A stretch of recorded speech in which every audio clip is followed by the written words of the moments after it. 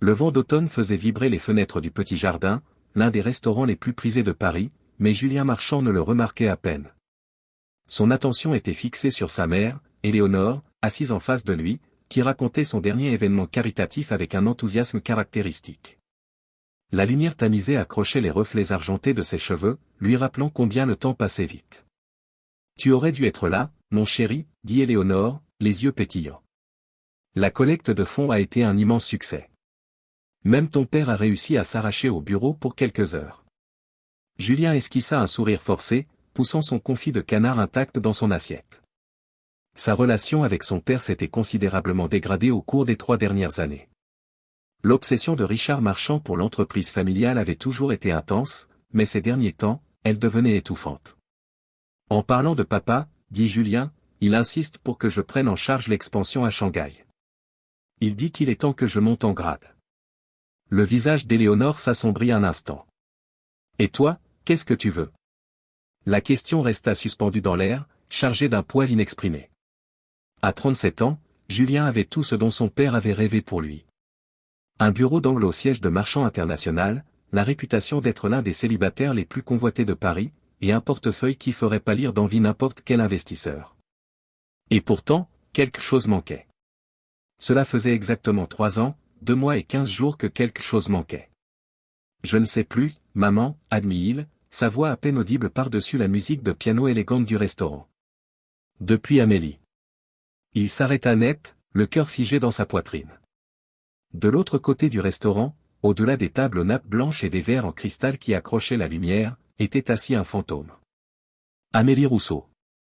Elle avait exactement le même visage que dans ses souvenirs, et pourtant tout paraissait différent. Ses cheveux blonds miel étaient plus courts maintenant, tombant juste sous les épaules au lieu de la cascade qui lui arrivait autrefois à la taille et dans laquelle il avait l'habitude de passer les doigts. Elle portait une robe noire simple, élégante mais discrète, si typiquement elle. Mais ce n'était pas son apparence qui fit vaciller son monde. C'étaient les 2 petites filles identiques assises dans des chaises hautes de chaque côté d'elle. Les mains de Julien se mirent à trembler. Les fillettes ne pouvaient pas avoir plus de 2 ans.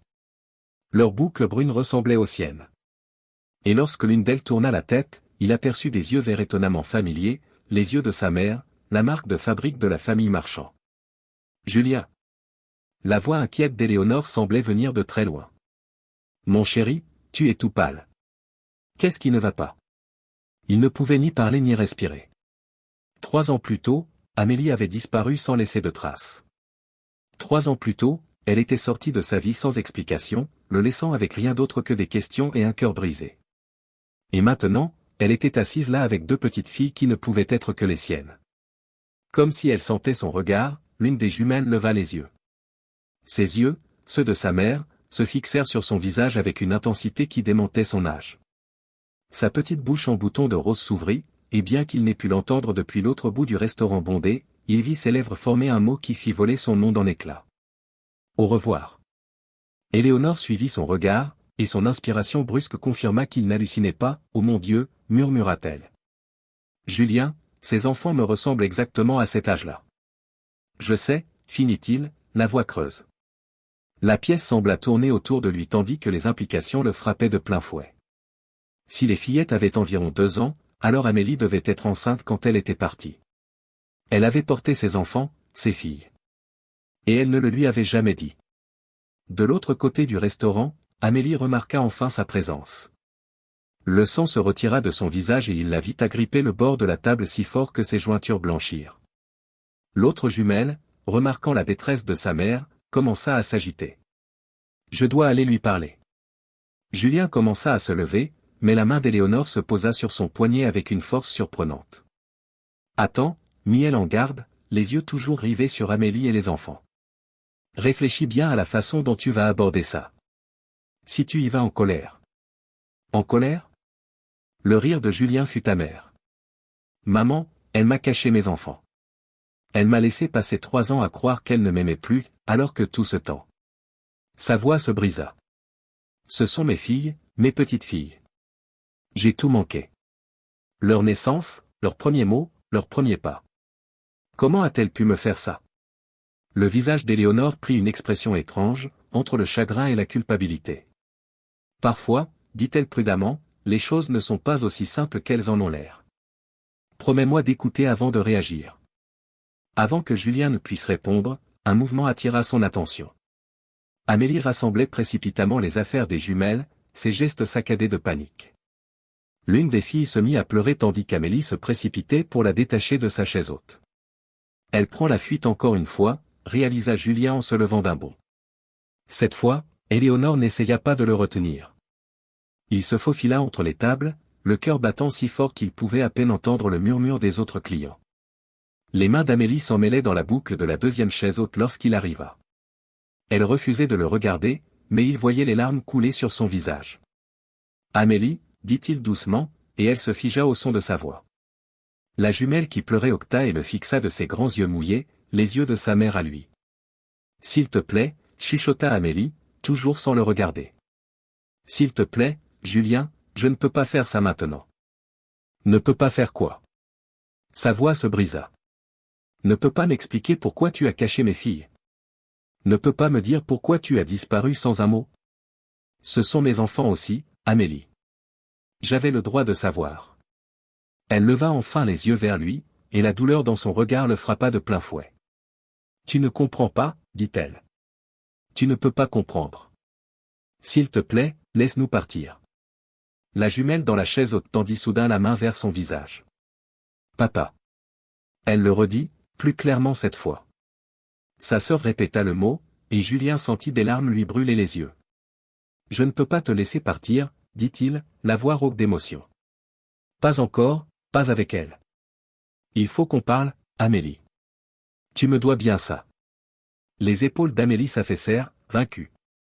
Derrière eux, Éléonore apparut, le visage empreint de douceur et de compassion. « Pourquoi n'emmènerais-je pas les filles dans le salon privé ?» suggéra-t-elle. « Le personnel me connaît ici. Vous pourrez parler tous les deux sans témoin. » Amélie hésita, puis hocha lentement la tête. Pendant qu'Éléonore aidait avec les jumelles, Julien attrapa le bras de sa mère. « Tu le savais ?» demanda-t-il, scrutant son visage. « Tout ce temps, tu savais pour elle ?» « Non » dit fermement Éléonore. « Mais je soupçonnais que quelque chose n'allait pas dans la façon dont elle est partie. Ce n'était pas son genre. » Julien regarda sa mère soulever l'une des jumelles, installant l'enfant sur sa hanche avec l'aisance de quelqu'un qui aurait fait ça pendant des années plutôt que quelques secondes. La petite fille tendit immédiatement la main vers le collier de perles d'Éléonore, et le visage de sa mère s'illumina d'une joie qu'il n'avait pas vue depuis des années. « Comment s'appelle-t-elle » demanda-t-il à Amélie, la voix à peine un murmure. Amélie essuya des larmes sur ses joues. « Sophie et Isabelle, dit-elle. Sophie est celle qui t'a appelé. Elle a vu ta photo dans mon portefeuille. » Savoir que sa fille l'avait reconnue grâce à une photo, qu'Amélie avait gardé sa photo tout ce temps, lui envoya une nouvelle vague de douleur dans la poitrine. Tandis qu'Éléonore s'éloignait avec les jumelles, leurs boucles brunes rebondissant à chaque pas, il se retourna vers Amélie. « Pourquoi » demanda-t-il simplement. « Dis-moi juste pourquoi. » Amélie s'affaissa dans sa chaise, le visage enfoui dans ses mains. Quand elle releva les yeux, il portait 3 ans d'angoisse. « Tu devrais t'asseoir, dit-elle doucement. C'est une longue histoire, et tu ne vas pas l'aimer. » Julien tira la chaise en face d'elle, l'esprit tourbillonnant de questions. Il s'assit. Il aperçut le reflet de son père dans la vitre du restaurant, debout juste dehors dans l'obscurité automnale. Le visage de Richard Marchand était livide. Sa posture habituellement assurée était remplacée par quelque chose qui ressemblait terriblement à de la culpabilité. Et soudain, Julien sut que cette histoire allait être pire encore que ce qu'il avait imaginé. Les mains d'Amélie tremblaient tandis qu'elle enroulait ses doigts autour de son verre d'eau intact. La glace avait fondu depuis longtemps, tout comme sa résolution de garder le secret qu'elle portait depuis 3 ans. En face d'elle, Julien attendait, ses yeux sombres fixés sur elle avec une intensité qui faisait battre son cœur. Il avait exactement le même visage, et pourtant quelque chose était différent, plus dur sur les bords, comme si la vie avait rongé son sourire autrefois si facile. « Commence par le début, dit-il doucement, la voix soigneusement contrôlée. Le vrai début, Amélie. Le jour où tu es partie. » Elle ferma les yeux, les souvenirs déferlant sur elle comme une vague. « Ce n'était pas censé se passer comme ça, murmura-t-elle. Je n'ai jamais voulu te blesser, Julien. Il faut que tu me croies. » Ce que je crois, répondit-il, c'est que quelque part dans ce restaurant, ma mère tient mes filles dans ses bras. Mes filles de 2 ans dont j'ignorais l'existence jusqu'à ce soir. Alors oui, Amélie, je pense que tu me dois la vérité, toute la vérité. Prenant une profonde inspiration, Amélie se força à croiser son regard. J'ai découvert que j'étais enceinte il y a 3 ans, le 15 octobre. Je me souviens de la date exacte parce que c'était la veille de ta grande présentation au Conseil sur l'expansion du marché asiatique. La mâchoire de Julien se contracta. L'accord Berthier. Oui. J'étais. Elle sourit tristement, perdue dans le souvenir. J'étais si excité. Terrifié, mais excité. J'ai acheté 3 tests de grossesse différents juste pour être sûr. Tous positifs. Je voulais te le dire tout de suite, mais je savais à quel point cette présentation était importante. Je me suis dit, j'attendrai après, j'en ferai une célébration. Qu'est-ce qui a changé? Les doigts d'Amélie se crispèrent sur le verre. Je suis venu à ton bureau cet après-midi-là. Je voulais t'apporter le déjeuner, peut-être voler un moment tranquille pour te le dire. Mais tu étais en réunion et je. Sa voix se brisa. Je suis tombé sur ton père dans le hall. Julien se figea complètement. Dehors, à travers les fenêtres du restaurant, des voitures passaient, leurs phares projetant des ombres mouvantes sur son visage. Continue. Mon sac est tombé. Tout s'est renversé, y compris. Elle avala difficilement sa salive. Y comprit le test de grossesse. Ton père l'a vu. Il m'a aidé à ramasser mes affaires, très calmement, très gentiment. Il m'a demandé de monter dans son bureau pour discuter. Le souvenir remonta, vif et douloureux. Le bureau d'angle de Richard Marchand, tout en verre et en chrome, surplombant la ville comme un roi contemplant son royaume. La façon dont il lui avait fait signe de s'asseoir, son visage un masque de sollicitude paternelle. Il m'a dit qu'il m'avait toujours apprécié, continua Amélie, sa voix à peine plus qu'un murmure. Que j'étais bonne pour toi, que je te rendais heureux. Mais ensuite, il a commencé à parler de l'accord Berthier, de comment ça allait tout changer pour toi. De comment tu étais enfin sur le point d'atteindre tout ce pour quoi tu avais travaillé. Le visage de Julien s'assombrit. Et un bébé aurait tout gâché? C'est exactement ce qu'il a dit. Pas directement. Il choisissait ses mots avec tant de soin. Il parlait de comment les enfants changent tout, comment ils demandent tout votre temps, toute votre énergie, toute votre attention, comment les jeunes parents doivent souvent faire des sacrifices dans leur carrière. Elle rit amèrement. Il faisait passer ça pour de l'aide, un conseil. Mais ensuite il m'a montré les projections. Les projections? Des rapports financiers, des analyses de marché. Il avait tout étalé. Comment l'accord Berthier allait positionner Marchand International en Asie, la croissance potentielle sur la décennie à venir, la richesse et l'influence que ça apporterait. Et puis il m'a montré une autre série de projections. Ce qui se passerait si tu étais distrait, si tu ne pouvais pas te consacrer entièrement à l'expansion. Julien passa une main sur son visage. Il t'a manipulé. Il m'a convaincu que je ruinerais ta vie, chuchota Amélie, les larmes coulant sur ses joues. Il a dit que tu dirais peut-être vouloir le bébé maintenant, mais qu'un jour tu nous en voudrais à tous les deux de t'avoir freiné. Que tu finirais piégé dans une vie que tu n'avais jamais choisie, à regarder tes rêves s'évanouir. Ce n'étaient pas mes rêves. Le poing de Julien s'abattit sur la table, faisant teinter les verres. Plusieurs clients voisins se retournèrent, mais il ne remarqua rien. C'était ses rêves, Amélie. Ça a toujours été ses rêves. Je le sais, maintenant, dit-elle doucement. Mais à l'époque, tu étais si excité par l'accord, si concentré. Chaque fois que j'essayais de te parler de la grossesse, tu te mettais à parler de l'avenir, de tous les plans que ton père avait pour toi. Et j'ai commencé à le croire. Que je ruinerais peut-être vraiment ta vie. Julien se pencha en avant, la voix pressante. Tu aurais dû me le dire. Tu aurais dû me laisser faire ce choix. Je voulais te le dire. Dieu, Julien, je voulais tellement te le dire. Mais ce soir-là, quand je suis venu chez toi. Elle ferma les yeux, se souvenant. Tu étais au téléphone avec les représentants de Berthier. Tu avais l'air si vivant, si passionné par l'avenir que tu construisais. Et j'ai pensé à ce que ton père avait dit, à comment cet avenir pourrait disparaître à cause de moi. Je n'ai pas pu être celle qui te prendrait ça. Alors tu t'es enlevé toi-même. Et mes filles. Amélie hocha la tête, les larmes coulant librement maintenant. Je t'ai écrit une lettre cette nuit-là. J'ai essayé de tout expliquer, mais ton père, il est venu chez moi le lendemain matin. D'une manière ou d'une autre, il savait que j'allais te le dire. Il avait une proposition. Le visage de Julien devint blême. Quel genre de proposition? Il m'a proposé de m'installer ailleurs. N'importe où je voulais aller. Il a dit qu'il s'assurerait que les bébés et moi ne manquions de rien. Que je n'avais qu'à disparaître, te laisser te concentrer sur ton avenir sans. Elle fit un geste d'impuissance. Sans complication. Et tu as accepté? La douleur dans la voix de Julien était insupportable. Non. La réponse d'Amélie fut immédiate, farouche. Non, j'ai refusé. Je lui ai dit que j'allais tout te dire. Mais alors il a dit quelque chose qui m'a brisé. Il a dit, Amélie, si tu lui dis, tu vas le forcer à choisir. Et dans un cas comme dans l'autre, quelqu'un perdra tout. Peux-tu vivre avec ça? Le silence qui suivit fut assourdissant. Dehors, le vent d'automne hurlait contre les fenêtres, une bande-son appropriée à la tempête d'émotions qui traversait le visage de Julien. Je suis parti ce matin-là, continua doucement Amélie. J'ai emballé ce que je pouvais emporter et j'ai conduit jusqu'au cottage de ma tante en Bretagne. Je n'ai pas pris son argent, je ne lui ai pas dit où j'allais. J'ai simplement disparu. Je me suis convaincu que c'était la bonne chose à faire. Que je protégeais ton avenir. Mais chaque jour depuis, chaque fois que les filles franchissaient une nouvelle étape. Sa voix se brisa. Chaque fois que Sophie me regardait avec les yeux de ta mère ou qu'Isabelle souriait de ton sourire, je savais que j'avais commis une terrible erreur. Julien se rassit, le visage un masque d'émotions contradictoires. 3 ans, dit-il enfin. 3 ans de leur vie. Leur premier mot, leur premier pas, tout.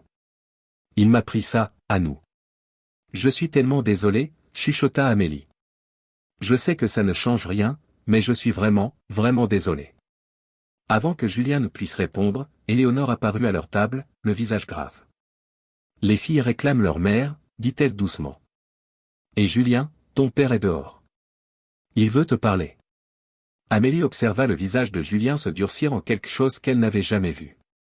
Il se leva lentement, délibérément, comme un homme se préparant au combat. 3 ans, répéta-t-il en la regardant. On a encore beaucoup à se dire, Amélie, et je veux rencontrer mes filles, vraiment les rencontrer. Mais d'abord. Il se tourna vers l'entrée du restaurant où la silhouette de Richard Marchand se dessinait à travers le verre dépoli. D'abord, il faut que j'aie une conversation avec mon père. Alors qu'il s'éloignait, Amélie sentit la main d'Éléonore se poser sur son épaule. Venez, dit doucement la femme plus âgée. Rentrons vous et les filles à la maison. Quelque chose me dit que demain sera une très longue journée. Amélie hocha la tête, se levant sur des jambes tremblantes. À travers la fenêtre, elle regarda Julien s'approcher de son père. Même de loin, elle pouvait voir la posture habituellement assurée de Richard s'effondrer sous le poids de la colère de son fils. La vérité était enfin révélée. Mais Amélie ne pouvait s'empêcher de penser que ce n'était que le début d'une tempête qui allait changer toute leur vie pour toujours. L'air froid de la nuit automnale frappa Julien comme un coup physique lorsqu'il sortit du petit jardin. Richard Marchand se tenait sous la lueur dorée d'un réverbère, sa posture habituellement impeccable légèrement voûtée, comme si le poids de ses secrets était enfin devenu trop lourd à porter. Pendant un moment, père et fils se dévisagèrent en silence, leur souffle visible dans le froid parisien. Tu savais, dit finalement Julien, la voix basse et dangereuse. Tout ce temps, tu savais que j'avais des filles. Richard ajusta sa cravate, un geste nerveux que Julien ne lui avait jamais vu faire. Discutons de ça ailleurs, en privé. Ma voiture? Non. La réponse de Julien trancha l'air nocturne comme une lame. On en discute ici, maintenant. Tu as manipulé Amélie pour qu'elle parte. Tu l'as convaincue qu'elle ruinerait ma vie en me parlant de mes enfants. Mes enfants, papa. Un couple qui passait pressa le pas, surpris par l'intensité dans la voix de Julien. Richard jeta un coup d'œil autour de lui, son masque de dirigeant se remettant en place. Tout ce que j'ai fait, dit-il prudemment, c'était pour protéger ton avenir. L'accord Berthier. Arrête. Le cri de Julien résonna sur les bâtiments environnants. Arrête, tout simplement. Pour une fois dans ta vie, arrête de manipuler, arrête de contrôler, et dis-moi la vérité. Tu n'avais aucun droit de prendre cette décision. Le masque de Richard se fissura, révélant un éclair d'émotion authentique. J'en avais tous les droits. J'ai bâti cette entreprise à partir de rien. Tout ce que nous avons, tout ce que nous sommes, je l'ai créé. Et tu étais enfin prêt à prendre ta place, à devenir celui que tu étais destiné à être. Celui que j'étais destiné à être. Julien rit amèrement. Tu veux dire celui que tu voulais que je devienne. As-tu déjà, ne serait-ce qu'une fois, demandé ce que je voulais? Je n'avais pas besoin de demander. Je savais. Tu ne savais rien. Julien s'approcha, sa voix baissant jusqu'à un murmure féroce. Tu veux savoir ce dont je me souviens de cette époque, papa? Je me souviens m'être senti vide. Je me souviens m'être demandé pourquoi la femme que j'aimais avait soudain disparu. Je me souviens de toi, debout à chaque réunion du conseil, me disant à quel point tu étais fier que je me concentre sur ma carrière, que je ne sois pas distrait par des affaires personnelles. Le visage de Richard pâlit. Julien. Est-ce que ça t'a plu? De me regarder la chercher? De me regarder me blâmer, croyant avoir fait quelque chose de mal. Toutes ces fois où je venais te demander conseil, te demandant si tu avais une idée de pourquoi elle était partie. Tu es resté là, assis, à me mentir en pleine face. Le vent soufflait entre eux, emportant des feuilles mortes en spirale autour de leurs pieds. Richard tendit la main, essayant de poser une main sur l'épaule de son fils, mais Julien recula. Ne me touche pas, prévint-il. Ne t'avise pas de jouer les pères concernés maintenant, pas après ce que tu as fait. J'ai fait ce que n'importe quel père aurait fait. La contenance de Richard finit par se briser complètement. Tu crois que je n'ai pas vu ce qui se passait? Tu devenais mou, distrait. Toujours en train de parler de fonder une famille, de trouver un équilibre. L'équilibre ne construit pas des empires, Julien. Ton grand-père comprenait ça. Il ne m'a laissé qu'une quincaillerie en faillite, et regarde ce que j'en ai fait. À quel prix? La voix de Julien se brisa. Tu as éloigné maman pendant des années à cause de ton obsession. Elle n'est revenue que parce qu'elle pensait que tu avais changé. Et maintenant ça? Manipuler Amélie, me cacher mes enfants? J'ai protégé ton héritage. Elles sont mon héritage, rugit Julien, faisant sursauter plusieurs passants. Ces petites filles là-dedans, mes filles, c'est ça qui compte. Pas ta précieuse entreprise, pas l'accord Berthier, rien de tout ça. Le visage de Richard se durcit. Tu ne penses pas ce que tu dis. Réfléchir? Comme Amélie a eu le temps de réfléchir quand tu l'as coincée dans ton bureau? Quand tu lui as montré toutes ces projections, tous ces scénarios manipulateurs que tu avais concoctés? Les mains de Julien tremblaient maintenant, pas de froid, mais de rage. As-tu seulement considéré ce que tu lui faisais? Ce que tu me faisais? À ces enfants innocents? J'ai tout considéré. Richard dit froidement. J'ai considéré ce qui se passerait quand le conseil perdrait confiance en toi parce que tu étais trop occupé à jouer à la famille pour te concentrer sur les affaires. J'ai considéré ce qui arriverait à l'expansion, à notre position sur le marché. J'ai considéré ton avenir. Non, dit Julien, la voix soudain calme. Tu as considéré ton avenir, tes plans, ton empire, comme toujours. Il se détourna, passant une main dans ses cheveux, frustré. À travers la vitre du restaurant, il pouvait voir Amélie et sa mère rassembler les affaires des jumelles, se préparant à partir. L'une des filles, il ne savait pas encore laquelle, s'endormait sur l'épaule d'Éléonore. Tu sais quelle est la pire partie? Demanda Julien, toujours en train de regarder ses filles. Si tu avais simplement laissé Amélie me le dire, si tu m'avais simplement laissé faire mon propre choix, j'aurais trouvé un moyen de faire les deux, être père et diriger l'entreprise. Mais tu ne pouvais pas risquer ça, n'est-ce pas? Tu ne pouvais risquer aucune déviation par rapport à ton plan parfait. Richard s'avança. Fils, s'il te plaît. Discutons rationnellement. La situation n'est pas idéale, mais on peut la gérer. On peut créer un fonds fiduciaire pour les filles, organiser un droit de visite. Julien se retourna vers lui d'un coup. Organiser un droit de visite? Ce ne sont pas des actifs d'entreprise à gérer. Ce sont mes enfants, et j'ai déjà perdu 3 ans avec elle à cause de toi. J'essayais de protéger.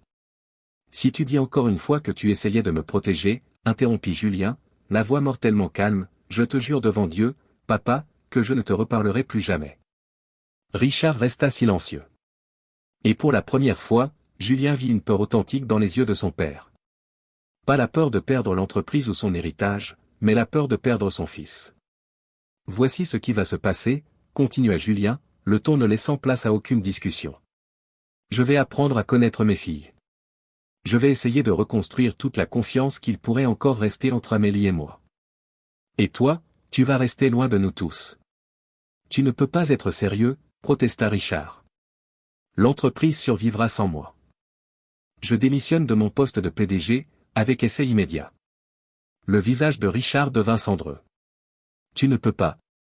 Regarde-moi faire. Julien se tourna vers l'entrée du restaurant où Amélie et Éléonore émergeaient avec les jumelles. Oh, et papa, si tu essaies d'interférer, si tu t'approches d'Amélie ou de mes filles, je convoquerai une réunion du conseil et je leur dirai tout. Chaque manipulation, chaque mensonge, chaque ligne éthique que tu as franchie. Comment penses-tu que les actionnaires réagiraient à ça? Il n'attendit pas de réponse, s'éloignant de son père pour ce qui lui sembla être la dernière fois. Alors qu'il s'approchait de sa famille, sa vraie famille, Sophie leva sa tête endormie de l'épaule d'Éléonore et tendit les bras vers lui. Je vais vous ramener, dit-il doucement à Amélie. Vous toutes. On a beaucoup de choses à se dire. Amélie hocha la tête, réajustant Isabelle dans ses bras. Derrière eux, Richard Marchand se tenait seul dans le froid de la nuit automnale, regardant tout ce qu'il avait manigancé et manipulé pour créer et s'effondrer autour de lui. Le vent se leva, dispersant davantage de feuilles sur le trottoir. Demain apporterait ses propres défis, des explications à donner, des relations à reconstruire, une confiance à réparer. Mais pour l'instant, Julien n'avait qu'une seule priorité, apprendre à connaître les filles dont il avait été privé depuis bien trop longtemps. Alors qu'il marchait vers sa voiture, il entendit son père crier une dernière fois. « Julien, s'il te plaît. » Mais Julien ne se retourna pas. Certaines trahisons, réalisa-t-il, ne pouvaient être pardonnées. Et certains trésors valaient plus que tous les empires commerciaux du monde. Le trajet jusqu'à l'appartement d'Amélie se déroula en silence, hormis la respiration douce des jumelles, toutes deux endormies dans leur siège auto. Julien jetait constamment des coups d'œil dans le rétroviseur, s'abreuvant de la vue des visages paisibles de ses filles, essayant de mémoriser chaque détail qu'il avait manqué au cours des 2 dernières années. Éléonore avait insisté pour rentrer en taxi, laissant à la famille fracturer l'espace nécessaire pour commencer à guérir. Maintenant, alors qu'ils entraient dans le parking d'un modeste immeuble du quartier de Belleville, Julien sentit son cœur s'emballer entre anticipation et peur. « Laisse-moi t'aider à les rentrer, » dit-il doucement tandis qu'Amélie détachait sa ceinture de sécurité. Elle hésita un instant avant de hocher la tête. 3e étage, appartement 312. Ils prirent chacun un enfant endormi, et Julien s'émerveilla de la naturelle avec lequel il tenait sa fille, Isabelle, comme l'avait murmuré Amélie contre sa poitrine. La petite fille remua légèrement, nichant son visage dans son cou avec une confiance totale, inconsciente de l'effet profond qu'elle produisait sur le cœur de son père. L'appartement était petit mais chaleureux, rempli des preuves d'un foyer aimant. Des dessins colorés décoraient le réfrigérateur, des cubes de construction étaient soigneusement empilés dans un coin, et 2 lapins en peluche identiques, visiblement bien aimés et favoris, trônaient sur le canapé. Leur chambre est par ici, chuchota Amélie, le conduisant dans un court couloir jusqu'à une chambre peinte en lavande douce. 2 petits lits, déjà passés du berceau au lit, étaient posés contre les murs opposés. Au-dessus de chaque lit, des lettres en bois éplaient leurs prénoms, Sophie à gauche, Isabelle à droite. Julien allongea doucement Isabelle sur son lit, les mains tremblantes tandis qu'il tirait la couverture sur sa petite forme. De l'autre côté de la pièce, Amélie faisait de même avec Sophie. Les 2 filles s'installèrent immédiatement, à l'aise dans leur espace familier. Elles dorment généralement mieux quand elles ont leur lapin, dit doucement Amélie, récupérant les peluches dans le salon. Elle en glissa un sous le bras de chaque fille avec une aisance pratiquée, puis fit signe à Julien de la suivre dehors. Dans le salon, la réalité le rattrapa. Julien resta debout, mal à l'aise, absorbant les photographies sur les murs. Toute la vie de ses filles documentée en images qu'il n'avait jamais vues. Premier sourire, premier pas, premier anniversaire. Sa poitrine lui faisait mal à chaque nouvelle découverte. « Tu veux du café ?» proposa Amélie, la voix incertaine. « Ou peut-être quelque chose de plus fort ?»« Café, ça ira, » répondit-il. Bien que ce qu'il voulait vraiment, c'était du temps. Du temps pour tout absorber. Du temps pour comprendre. Du temps pour rattraper tout ce qu'il avait perdu. Tandis qu'Amélie s'affairait dans la petite cuisine, Julien se retrouva attiré vers une photo en particulier. Les jumelles, sans doute âgées d'environ 1 an, assises dans un jardin en robe d'été assortie. Elles se regardaient et riaient. Leur joie pure et contagieuse. « C'était chez ma tante, en Bretagne, » dit Amélie, revenant avec 2 tasses de café. Elles ont toujours eu ce lien spécial. Parfois elles ont des conversations entières sans dire un mot. Julien accepta le café mais ne pouvait détacher ses yeux de la photo. « Parle-moi d'elle, dit-il doucement. De tout. S'il te plaît. » Amélie s'affaissa sur le canapé, repliant ses jambes sous elle. « Sophie est la meneuse, commença-t-elle, un petit sourire jouant sur ses lèvres. C'est toujours elle qui essaie les nouvelles choses en premier. Toujours en train de repousser les limites. Isabelle est plus prudente, mais elle est incroyablement observatrice. Elle remarque tout. Comme sa mère, murmura Julien, se tournant enfin vers elle. Les yeux d'Amélie se remplirent de larmes. Elles ont tellement de toi en elles, Julien. Pas seulement physiquement. Sophie a ta détermination, ton audace. Et Isabelle, elle a ta force tranquille. Il s'assit lourdement dans un fauteuil, son café oublié. J'ai manqué tellement de choses. Je sais, chuchota Amélie. Et je ne me le pardonnerai jamais. Mais elles sont encore si jeunes, Julien. Tu n'as pas tout manqué. Raconte-moi encore, insista-t-il. Leurs premiers mots, leurs plats préférés, leur personnalité. Tout. Amélie prit une profonde inspiration, s'installant dans la conversation.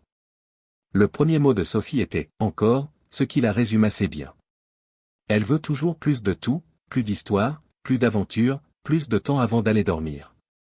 Le premier mot d'Isabelle était « maman », mais le deuxième était « sœur ». Elles sont incroyablement proches. Elle attrapa un album photo sur la table basse, l'ouvrant pour révéler d'autres moments de la vie de leur fille. Elles adorent la musique. N'importe quel rythme les fait danser. Et elles sont étonnamment douces avec les animaux. On a visité une ferme pour enfants le mois dernier, et elles étaient si prudentes avec les bébés lapins.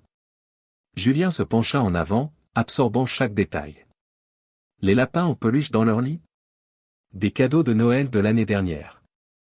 Elles les ont appelés Hop et Skip. Amélie sourit à ce souvenir. Elle refuse de dormir sans eux maintenant. Un silence confortable s'installa tandis que Julien continuait à étudier les photos. Puis, presque hésitant, il demanda, « Est-ce qu'elles savent, pour moi? À part la photo dans ton portefeuille ?»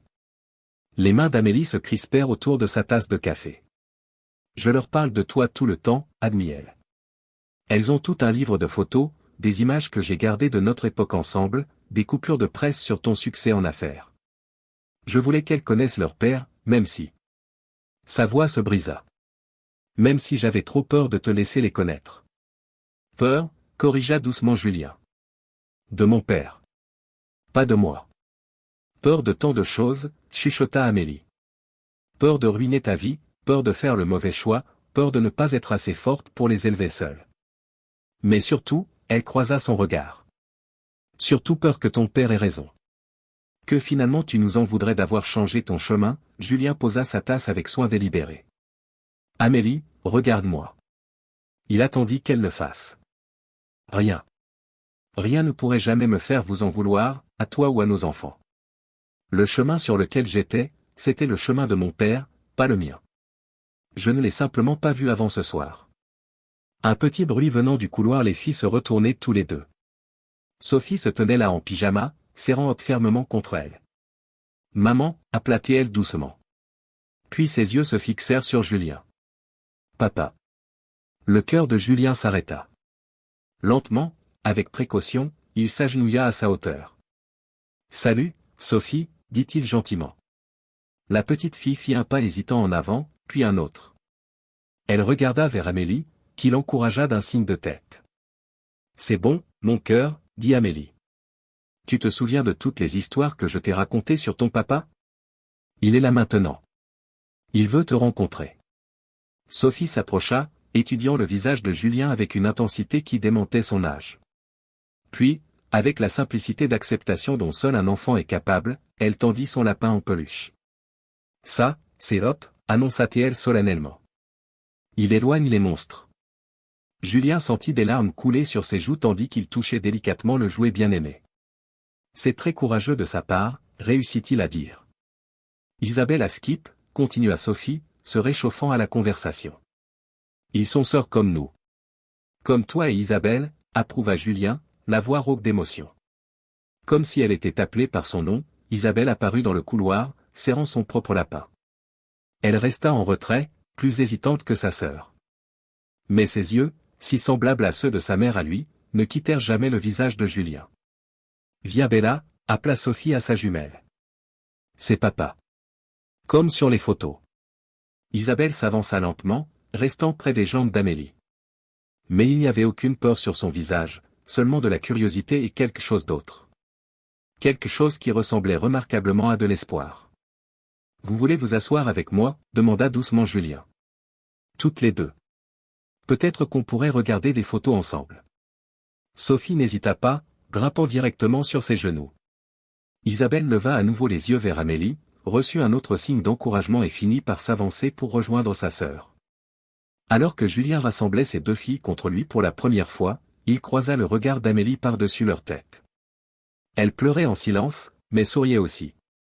Un sourire empli de soulagement, de regret et de possibilités.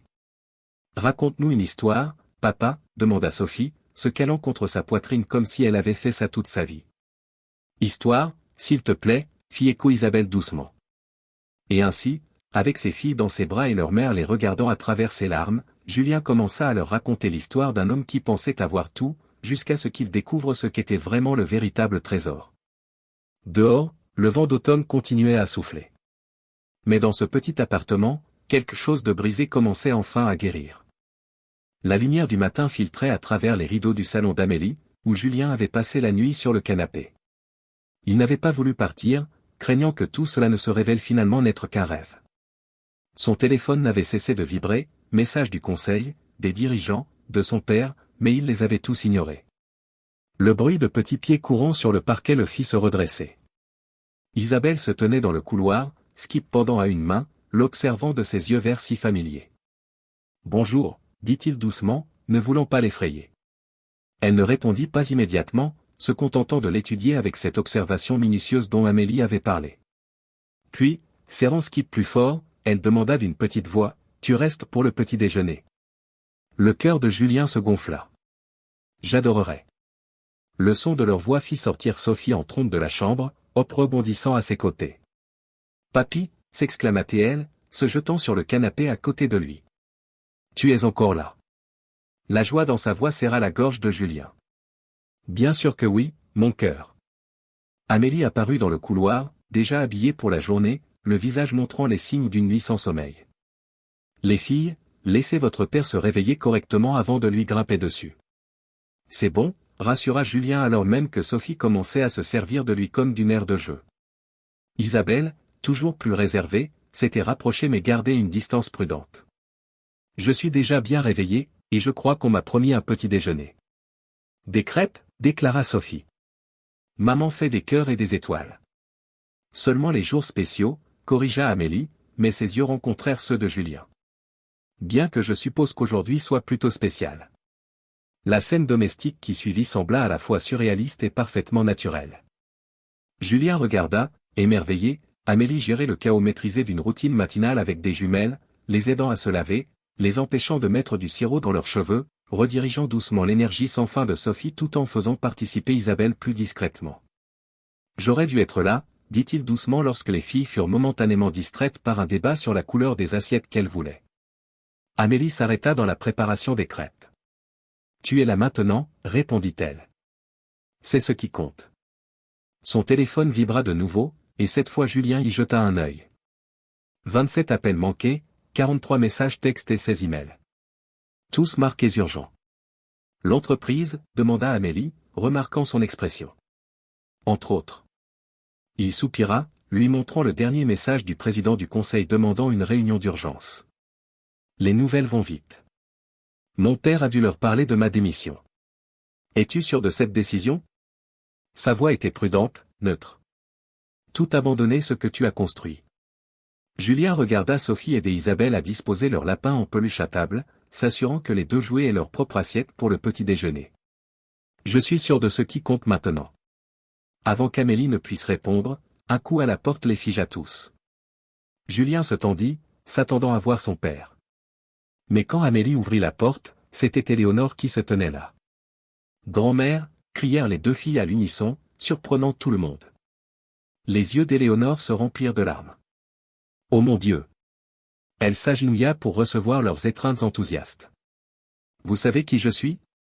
Grâce aux photos, dit doucement Isabelle tandis que Sophie ajoutait, maman nous montre tout le monde. Amélie parut légèrement gênée. J'ai fait un album de famille. Des photos de vous, des cousins de Julien, tout le monde. Je voulais qu'elles connaissent leur famille, même si on ne pouvait pas les connaître, elle, finit Éléonore, la voix épaisse d'émotion. Elle se leva, tenant toujours une jumelle dans chaque bras. J'espère qu'il n'est pas trop tôt pour une visite. Je ne pouvais pas attendre plus longtemps pour rencontrer officiellement mes petites filles. Vous arrivez juste à temps pour les crêpes en forme de cœur, dit Julien, regardant sa mère avec les filles. Bien que je pense que vous aurez de la concurrence pour l'attention. Il indiqua du menton le lapin en peluche assis à table. Ah oui, j'ai déjà été présenté à Hopeskip, sourit Éléonore. De très distingués convives. L'heure suivante se déroula dans un flot de crêpes, d'histoires et de rires. Éléonore se révéla être une grand-mère naturelle, réussissant à faire sortir Isabelle de sa coquille tout en suivant l'énergie sans limite de Sophie. Elle servit aussi, remarqua Julien, de tampons nécessaires entre lui et Amélie, comblant les silences gênants par des questions sur les livres et jeux préférés des jumelles. Mais la réalité ne pouvait être tenue à distance éternellement. Peu avant 9 heures, le téléphone de Julien sonna à nouveau, cette fois de son assistante exécutive. Monsieur Marchand, dit-elle lorsqu'il répondit finalement, sortant dans le couloir pour plus d'intimité, le conseil se réunit pour une session d'urgence à 10 heures. Votre père, monsieur, il essaie de vous faire formellement retirer de votre poste. Julien ferma les yeux. Bien sûr qu'il le fait. Monsieur, si vous n'y assistez pas, si vous ne vous battez pas. Alors je perdrai tout? Julien rit doucement. Non, Christine, je récupère enfin tout. Il raccrocha et retourna dans la cuisine, où Éléonore aidait les filles à nettoyer le sirop de leur visage tandis qu'Amélie débarrassait la table. Je dois y aller, dit-il, détestant les mots au moment même où il les prononçait. Il y a une réunion du conseil. Non. Le cri de Sophie fut immédiat et déchirant. Tu viens d'arriver. Isabelle ne dit rien, mais sa lèvre inférieure trembla tandis qu'elle serrait Skip plus fort.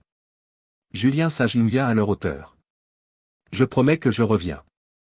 C'est juste quelque chose que je dois régler. Quelque chose pour être sûr de pouvoir passer beaucoup plus de temps avec vous deux, d'accord? Promis. La voix d'Isabelle n'était qu'un chuchotement. Je le jure sur Hopeskip, dit-il solennellement, arrachant un petit rire à Sophie malgré ses larmes. Éléonore s'avança. Pourquoi ne pas rester avec Amélie et les filles? Nous avons tant de choses à rattraper, et je crois avoir aperçu des jouets très intéressants dans cette boîte près de la fenêtre. Amélie hocha la tête avec gratitude. Les filles, pourquoi ne pas montrer à votre grand-mère votre boîte à trésors spéciale? Celle avec tous les coquillages de la plage. La distraction fonctionna, du moins en partie. Tandis que les jumelles menaient Éléonore vers leur chambre, Julien se tourna vers Amélie. Je reviendrai dès que possible. Cette réunion, ce ne sera pas agréable, mais c'est nécessaire. Je dois m'assurer que mon père ne pourra plus interférer dans notre famille. Amélie effleura son bras légèrement. Sois prudent. Richard ne va pas laisser passer ça sans réagir. Je sais.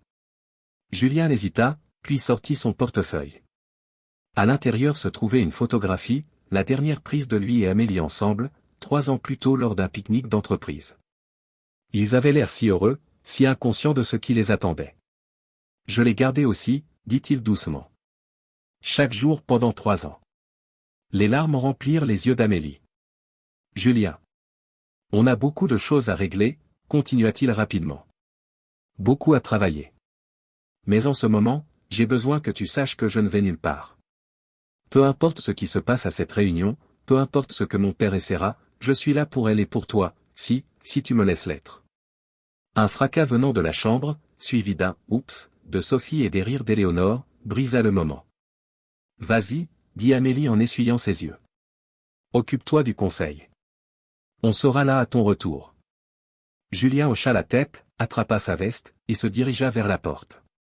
Juste avant de partir, il jeta un dernier regard vers l'appartement, vers la vaisselle du petit déjeuner dans l'évier, le lapin en peluche toujours assis à table, le son du rire de ses filles flottant depuis leur chambre. 3 ans plus tôt, il pensait avoir tout. Maintenant il savait qu'il n'avait rien eu du tout. Et il abandonnerait 1000 entreprises pour garder ce qu'il avait trouvé dans ce petit appartement, un matin tranquille à Paris. Alors qu'il entrait dans le couloir, son téléphone vibra une dernière fois. Un message de son père. Ne jette pas tout ce qu'on a construit. S'il te plaît, fils. Pense à ton avenir. Julien tapa une réponse rapide, ces derniers mots à l'homme qui avait failli lui coûter tout ce qui comptait. Je pense à mon avenir. Pour la première fois de ma vie, je pense clairement à ce qui compte vraiment. Au revoir, papa. Puis il éteignit son téléphone, ajusta sa cravate, et se dirigea vers le siège de Marchand International. Il était temps de clore ce chapitre de sa vie pour pouvoir enfin commencer celui qui comptait vraiment. La salle du conseil de Marchand International n'avait pas changé, mais Julien la voyait différemment maintenant. Les fenêtres du sol au plafond surplombant le quartier financier de Paris, la table en acajou brillant, les fauteuils en cuir qui coûtaient probablement plus cher que le salaire annuel de la plupart des gens, un temple bâti à la cupidité corporative et à l'ambition personnelle. 10 pères Dieu le regardèrent entrer. Les membres du conseil, des hommes et des femmes qu'il connaissait depuis des années, étaient assis dans un silence tendu. Richard Marchand occupait sa place habituelle en tête de table, le visage un masque de neutralité soigneuse. Julien, le salua Charles Dubreuil, le président du conseil, je vous en prie, prenez un siège. Nous avons beaucoup à discuter. Je préfère rester debout, répondit Julien, restant près de la porte. Dans sa poche, son téléphone était toujours éteint, mais il pouvait imaginer Amélie et les filles chez lui, probablement en train de montrer à Éléonore leur livre ou jouet préféré. Cette pensée lui donnait de la force. Très bien.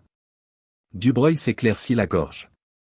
Nous avons convoqué cette session d'urgence pour aborder des développements préoccupants. Votre père nous a informé que vous aviez l'intention de démissionner de votre poste de PDG de Marchand International. Étant donné l'étape critique de notre expansion asiatique et des négociations Berthier, nous trouvons ce moment particulièrement problématique. Julien sourit sans humour. Problématique. Choix de mots intéressant. Voulez-vous savoir ce que moi je trouve problématique, Charles ? Le fait que le président de l'entreprise, mon père, a manipulé et menacé la mère de mes enfants pour qu'elle disparaisse il y a 3 ans. Un halètement collectif parcourut la table. Les jointures de Richard blanchirent tandis qu'il agrippait la coudoir de son fauteuil. C'est une accusation grave. Patricia Lemoine, la responsable des affaires juridiques, prit la parole. Monsieur Marchand, Richard, est-ce vrai ? Bien sûr que non, railla Richard, mais sa voix manquait de son assurance habituelle. Mon fils traverse manifestement des difficultés personnelles. Ne. La voix de Julien trancha la pièce comme de l'acier. N'ose même pas essayer de retourner ça. Pour une fois dans ta vie, dis la vérité. Dis-leur ce que tu as fait à Amélie Rousseau. Dis-leur comment tu lui as montré des projections manipulées, comment tu as menacé de détruire ma carrière si elle me parlait de mes filles. Des filles ? Un autre membre du conseil se pencha en avant. Vous avez des enfants ? Des jumelles, confirma Julien, sans jamais quitter son père des yeux. 2 ans. Je les ai rencontrés pour la première fois hier soir parce que cet homme manipulateur et contrôlant qui prétend que tout ce qu'il fait est pour la famille, m'a volé les 2 premières années de leur vie. Je faisais ce qui était nécessaire. L'accord Berthier ? Julien rit amèrement. C'est vraiment tout ce qui vous importe ? Des accords commerciaux et de l'expansion de marché ? J'ai des filles, papa. De belles petites filles innocentes qui n'ont pas pu connaître leur père parce que tu as décidé que tes ambitions d'entreprise étaient plus importantes que leur vie. J'essayais de protéger ton avenir, cria Richard, sa contenance finissant par se fissurer. Tout ce que j'ai fait, tout ce que j'ai bâti, c'était pour toi. Non. La voix de Julien était calme maintenant, mais elle portait plus de poids que les cris de son père. C'était pour toi. Tes rêves, tes ambitions, ton besoin de contrôle. Mais plus maintenant. Il se tourna pour s'adresser au conseil. Je ne suis pas ici pour négocier. Je suis ici pour vous informer que je démissionne de mon poste de PDG avec effet immédiat. Mes actions dans l'entreprise seront placées dans une fiducie aveugle gérée par des fiduciaires indépendants. Je ne conserverai aucun contrôle opérationnel ni influence sur Marchand International. C'est absurde, bafouilla Richard. Vous ne pouvez pas simplement partir. En fait, interrompit Patricia Lemoine, son esprit juridique manifestement en pleine ébullition, il le peut. En tant qu'actionnaire majoritaire, Julien a tout à fait le droit de se distancier du contrôle opérationnel. Bien que je doive demander, elle se tourna vers Julien, êtes-vous certain de cette décision? Les implications financières ne sont rien comparées à ce que j'ai déjà perdu. Julien sortit son téléphone, le tournant brièvement pour leur montrer la photo qu'Amélie avait partagée la veille au soir. Les jumelles à leur premier anniversaire, le visage couvert de gâteaux et rayonnant de joie. Voilà ce qui compte. Voilà la vraie richesse. Plusieurs membres du conseil se déplacèrent, mal à l'aise, regardant tour à tour le père et le fils. Charles Dubreuil s'éclaircit à nouveau la gorge. Peut-être pourrions-nous parvenir à un compromis. Il n'y a pas de compromis. Julien affirma fermement. Mais puisque nous sommes tous ici, laissez-moi être très clair. Il fit lentement le tour de la table, croisant le regard de chaque membre du conseil. Si quelqu'un dans cette pièce, surtout toi, papa, essaie d'interférer dans ma famille encore une fois, si tu t'approches d'Amélie ou de mes filles, si tu essaies de les manipuler ou de les menacer de quelque manière que ce soit, je convoquerai une assemblée d'actionnaires et je dirai à tout le monde exactement ce qui s'est passé il y a 3 ans. Tu n'oseras pas, Richard grogna. Le scandale détruirait la valeur de l'entreprise. Et c'est moi. La voix de Julien était glaciale. Teste si je suis toujours le fils obéissant qui se soucie plus des cours de bourse que de ses propres enfants. Vois ce qui se passe. Patricia Lemoine griffonnait des notes frénétiquement. Nous devrions discuter des termes de votre séparation avec l'entreprise, établir des limites claires. Mes avocats vous contacteront. Julien la coupa. Pour l'instant, tout ce que vous devez savoir, c'est que j'en ai fini. Fini avec les jeux, fini avec la manipulation, fini de regarder mon père détruire tout ce qui est réel à la poursuite de son précieux héritage. Il se tourna pour partir, puis s'arrêta à la porte. Oh, et papa, maman sait tout. Elle a passé la matinée avec ses petites filles, celles que tu as essayé d'effacer de nos vies. Je ne crois pas que tu sois le bienvenu à la maison pendant un moment. Richard soupira, le visage devenu cendreux. Julien, s'il te plaît. Au revoir, papa. J'espère que l'accord Berthier te tiendra chaud la nuit.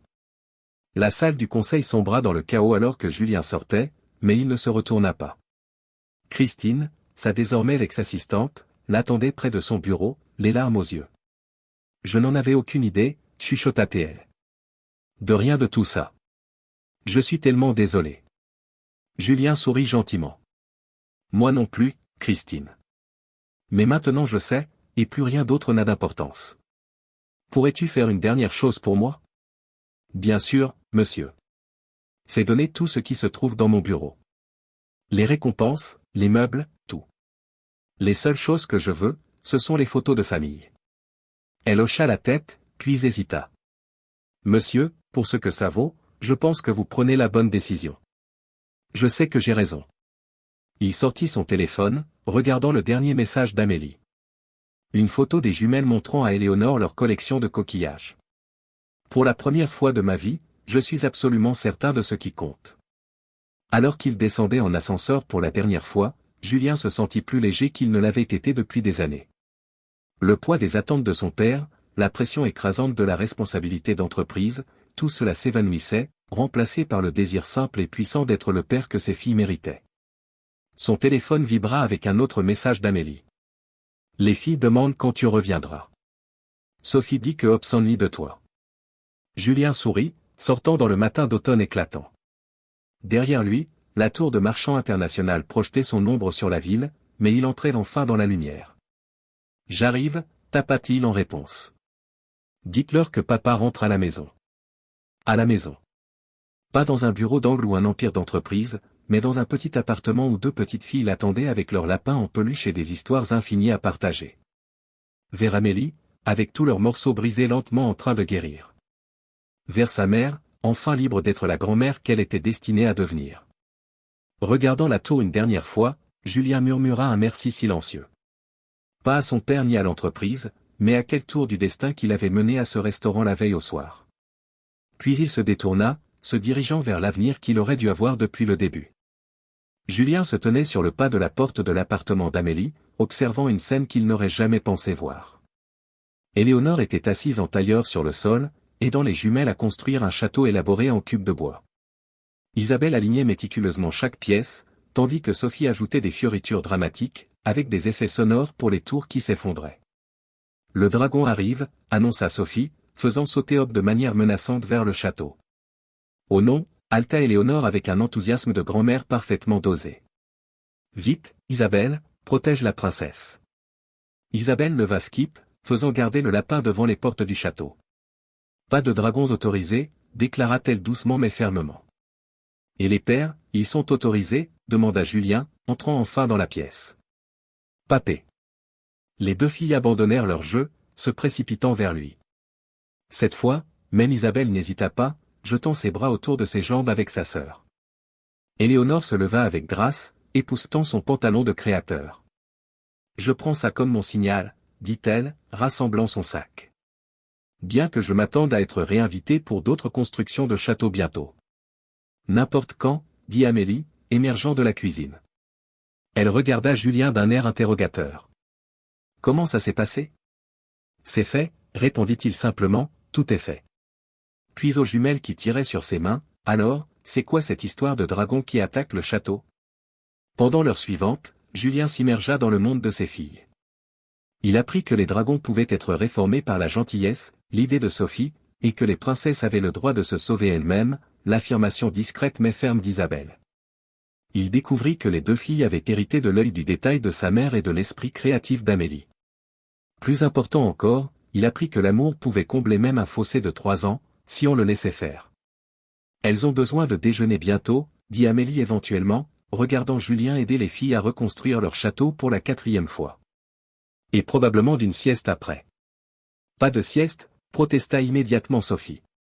Même les princesses combattantes de dragons ont besoin de repos, dit Julien, surpris lui-même de la naturelle avec laquelle les mots lui venaient. Que dites-vous de ça? Si toi et Isabelle vous déjeunez et faites votre sieste comme de gentilles filles, peut-être qu'après on pourra aller au parc, si c'est d'accord avec votre maman. Amélie hésita à peine avant de hocher la tête. Le parc serait bien. Il y en a un juste au bout de la rue avec de bonnes balançoires. La promesse du parc et la présence continue de Julien suffirent à faire passer les deux filles à travers le déjeuner et jusqu'à leur lit. Même la résistance symbolique de Sophie fut légère, surtout après que Julien eut promis de leur raconter une histoire. « Raconte-nous quand toi et maman étiez amis », demanda Isabelle, serrant Skip contre sa poitrine. Le regard de Julien croisa celui d'Amélie sur le pas de la porte. « Eh bien, commença-t-il prudemment, votre maman et moi n'étions pas juste amis. On s'aimait beaucoup. » Il s'arrêta, incertain de la façon de continuer, on a encore beaucoup d'amour dans nos cœurs. Pour l'un l'autre et surtout pour vous deux, termina Amélie fluidement. Maintenant, fermez les yeux et écoutez l'histoire de papa. Julien leur raconta le jour où il avait rencontré Amélie pour la première fois, soigneusement édulcorée pour des oreilles de 2 ans. Comment elle avait renversé du café sur lui dans un café, comment elle avait essayé de nettoyer sa chemise et n'avait fait qu'empirer les choses, comment ils avaient fini par rire si fort que la barista avait dû leur demander de se calmer. Au moment où il termina, les deux filles dormaient. Leur lapin en peluche montant la garde contre tout dragon de rêve qui pourrait apparaître. Dans le salon, la lumière de l'après-midi projetait de longues ombres tandis que Julien et Amélie se faisaient face, enfin seuls. « Tu es doué avec elle, dit-elle doucement. C'est comme si tu avais toujours été destiné à être leur père. » Je l'étais. Sa voix était rauque d'émotion. « Amélie, à propos de ce que j'ai dit là-bas, à propos du fait que je t'aime encore. » Elle leva une main. « Ne fais pas ça. S'il te plaît. C'est trop vite. Les filles sont la priorité maintenant. On doit d'abord comprendre comment être parents ensemble avant de pouvoir penser à autre chose. » Julien hocha la tête, respectant ses limites même si son cœur souffrait. « Alors parlons de ça. Comment on fait? Garde partagée. Je peux chercher un appartement dans le coin, m'assurer que les filles n'aient pas à voyager loin. Tu ferais ça? » Amélie parut surprise. « Quitter ton Pentouze? Déménager dans ce quartier? J'irais sur la lune si c'était ce qu'il fallait. » Il passa une main dans ses cheveux, geste de frustration. « Amélie, je pensais ce que j'ai dit à la réunion du conseil. Rien n'a d'importance sauf elle. Et toi, ajouta-t-il doucement. Quoi que tu aies besoin pour te sentir en sécurité, pour me faire à nouveau confiance, dis-le-moi juste. » Elle s'affaissa sur le canapé, soudain épuisée. « Je ne sais pas ce dont j'ai besoin, Julien. Hier matin encore, je portais ce lourd secret, terrifié par l'influence de ton père, essayant de me convaincre que j'avais fait ce qu'il fallait. Maintenant tout a changé, et j'essaie de tout digérer tout en m'assurant que les filles se sentent stables et en sécurité. Je comprends. Il s'assit dans le fauteuil, lui laissant de l'espace. Mais je veux que tu saches quelque chose. Le cottage de ta tante, en Bretagne, je l'ai trouvé. La tête d'Amélie se releva brusquement. Quoi? Il y a 2 ans. Ça m'a pris 6 mois de recherche, mais je l'ai trouvé. J'ai conduit jusque là-bas, je me suis garé devant, j'ai attendu pendant des heures en espérant te voir. Il sourit tristement. Tu n'étais plus là. Juste ta tante qui m'a dit, en termes très clairs, de partir. Pourquoi tu n'es pas revenu? Continuez à chercher. Parce qu'elle m'a aussi dit que tu étais heureuse, en sécurité, en train de construire une nouvelle vie. Et j'ai pensé que c'était peut-être ce que tu voulais. Être libre de moi, de toutes les complications de ma famille. Il se pencha en avant, la voix intense. Si j'avais su, pour les filles, rien ne m'aurait arrêté de te retrouver. Aucune menace de mon père, aucun accord commercial, rien. Amélie essuya des larmes sur ses joues. Je voulais te le dire. Chaque jour, chaque étape franchie. Premier sourire, premier mot, premier pas. J'ai pris des photos, j'ai tout écrit, j'ai tenu un journal de toutes les choses que je voulais partager avec toi. J'aimerais le lire, dit doucement Julien. Si tu me le permets. Je veux tout savoir sur elle, même les moments que j'ai manqués. Un petit bruit venant du couloir les fit se retourner tous les deux. Sophie se tenait là, l'air ébouriffé de sa sieste écourtée. Pas dormi, annonça-t-elle. Parc maintenant? Amélie rit malgré ses larmes. 20 minutes, ce n'est pas une vraie sieste, mon cœur. Parc, tenta à nouveau Sophie, arborant sa meilleure expression suppliante.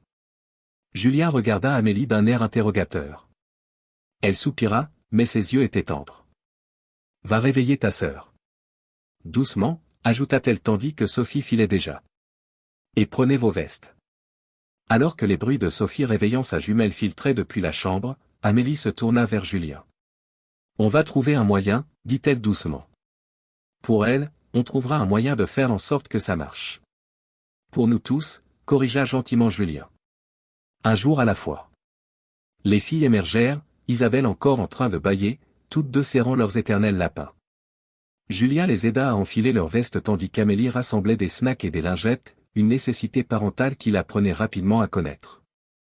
Alors qu'ils marchaient vers le parc, chaque jumelle tenant l'une de ses mains tandis qu'Amélie portait leur sac, Julien ressentit un contentement qu'il n'avait jamais connu durant toutes ces années dans ce bureau d'angle. Sophie sautillait à chaque 3e pas tandis qu'Isabelle pointait du doigt des feuilles et des cailloux intéressants sur le chemin.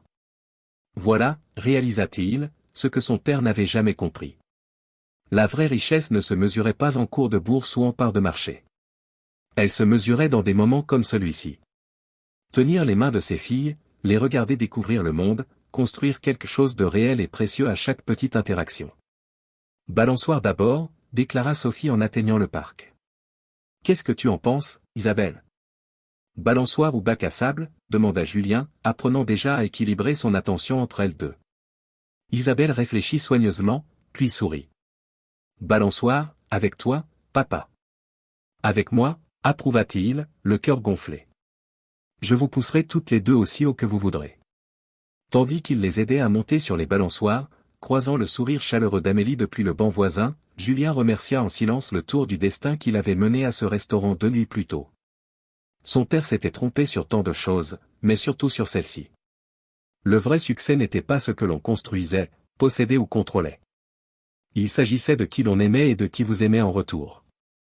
Une semaine après leur nouvel équilibre de vie, le premier vrai test de leur fragile arrangement familial arriva avec le journal du matin. Julien aidait les jumelles au petit déjeuner, il avait rapidement appris que nourrir des enfants de 2 ans demandait à la fois de la patience et des réflexes fulgurants, quand l'inspiration brusque d'Amélie le fit lever les yeux. « Qu'est-ce qu'il y a » demanda-t-il automatiquement, essuyant du yaourt du menton d'Isabelle. Amélie brandit la rubrique économique, ses mains tremblant légèrement. Le titre s'étalait sur la page. L'héritier marchand abandonne l'empire familial. Les coulisses du scandale qui secoue le monde des affaires parisiens. Maman? Sophie remarqua immédiatement la détresse de sa mère. Pourquoi triste?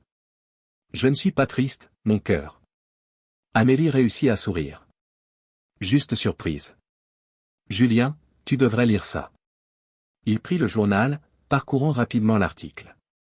L'influence de son père était évidente dans chaque ligne. Des sources anonymes suggérant une instabilité émotionnelle, des allusions à son comportement soudain et erratique, des implications qu'il jetait son avenir aux orties pour une situation personnelle suspecte. Eh bien, dit-il finalement, gardant sa voix légère pour les filles, je suppose qu'on savait que ça allait arriver. Il y a plus. Amélie sortit son téléphone, lui montrant le flot de messages de ses amis et de sa famille. C'est partout sur les réseaux sociaux.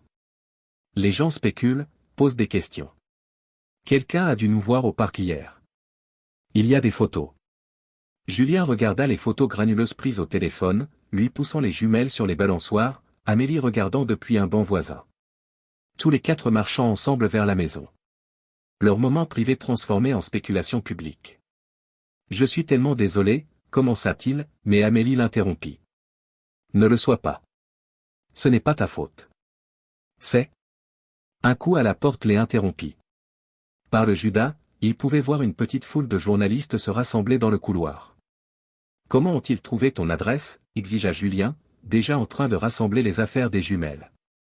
Peu importe. Il faut vous sortir toutes d'ici. Amélie hocha la tête, basculant sans effort en mode gestion de crise. Les filles, on part à l'aventure. Qui peut préparer son sac à dos le plus vite? Les jumelles, sentant la tension mais excitées par le mot « aventure », se précipitèrent pour aider. Isabelle sélectionna soigneusement ses livres les plus importants tandis que Sophie fourrait tout ce qui lui tombait sous la main dans son sac. Mon appartement a un accès sécurisé et un parking souterrain, dit doucement Julien tandis qu'il faisait les bagages. On peut y aller jusqu'à ce que ça se calme. Amélie hésita. Julien. C'est juste temporaire, l'assura-t-il. Jusqu'à ce qu'on trouve une solution. S'il te plaît, Amélie. Je ne peux pas les laisser vous harceler, toi et les filles, à cause des manigances de mon père. Un autre coup, plus fort cette fois, suivi d'appels de « Monsieur Marchand », « Mademoiselle Rousseau », juste quelques questions. D'accord, décida Amélie. Les filles, n'oubliez pas Hop Escape. Ils réussirent à emballer tout l'essentiel en un temps record, mais le vrai défi restait à venir. Passer devant les journalistes sans exposer les jumelles à plus de chaos que nécessaire. J'ai une idée, dit Julien, sortant son téléphone. Maman, on a besoin de ton aide. 20 minutes plus tard, la voiture d'Éléonore s'arrêta à l'entrée arrière de l'immeuble, conduite par son chauffeur de longue date, Robert.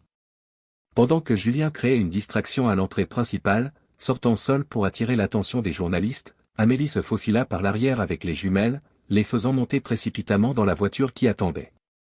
Voiture d'aventure, déclara joyeusement Sophie, tandis qu'Isabelle serrait Skip plus fort, incertaine de cette rupture dans la routine. C'est exact, ma chérie, rassura Éléonore depuis le siège avant. Nous partons tout en excursion spéciale ensemble. Le temps que les journalistes réalisent qu'ils avaient été déjoués, Robert les avait habilement conduits à travers les petites rues de Paris jusqu'à l'immeuble de Julien. Le parking souterrain offrait une intimité bienvenue tandis qu'ils se regroupaient. Bienvenue dans mon humble demeure, dit Julien en entrant dans son appartement Penthouse. L'espace était impressionnant, mais étonnamment chaleureux, avec des meubles confortables et des murs tapissés de livres. Grand château, observa Isabelle tranquillement, tenant toujours son lapin fermement. Très grand, approuva Amélie, regardant autour d'elle. Mais un peu vide. Elle avait raison. Malgré le mobilier coûteux, l'endroit manquait du sentiment habité de son propre appartement. Aucun dessin sur le réfrigérateur, aucun jouet éparpillé sur le sol, aucune preuve du chaos désordonné et magnifique de la vie de famille. On peut arranger ça, dit Julien, regardant Sophie explorer l'espace avec son enthousiasme habituel. Il y a une chambre d'amis que les filles peuvent partager, et le bureau peut être transformé en une véritable chambre pour elles-ci, si tu penses qu'on en aura besoin. Parfois. Amélie croisa son regard, comprenant la question inexprimée. Traversons d'abord cette journée, dit-elle doucement.